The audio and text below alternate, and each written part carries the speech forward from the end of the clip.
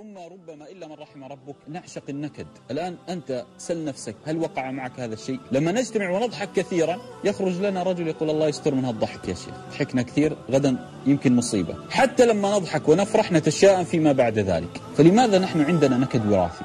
لماذا؟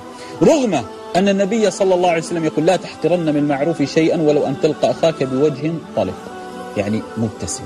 النبي صلى الله عليه وسلم سماه معروف. لو سألتك سؤال ما المعروف؟ ما هو المعروف؟ تقول أن تأمر بالخير، كأن الابتسامة تأمر بالخير، كأنك أنت لما تمشي بالسوق وتبتسم أعلم أن الناس سيقولون عنك شوف المجنون. أعلم هناك فئة من الناس أعاننا الله عليهم. لما تقود السيارة وتبتسم يومك ماذا؟ يتغير. ليس الهيبة أحيانا في أن تكون عبوسا قمطريرا. بعض الناس يظن أن الهيبة أن يبقى عبوسا، تدخل عليه السلام عليكم وعليكم السلام، هكذا بعض الناس يظن. رغم عبيد الله بن المغيرة رضي الله تعالى عنه يقول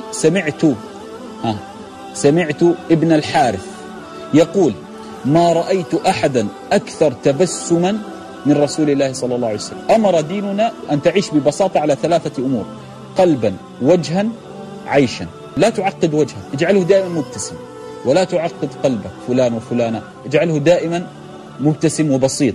ولا تعقد حياتك بروتوكول روتين كذا، لا، هيبة من أجل عش على راحتك.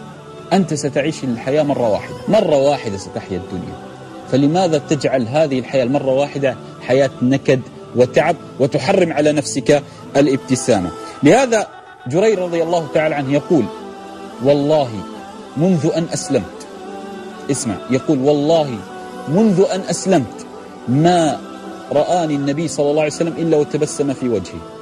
إذا ديننا ليس أن تأتي بماذا؟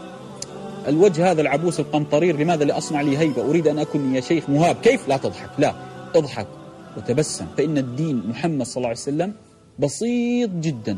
يا أخي أكبر دلالة على أن الدين بسيط بني الإسلام على 5. كلنا يحفظ الحديث، بني الإسلام على 5. هذا هو دين محمد صلى الله عليه وسلم. فلماذا تعقد؟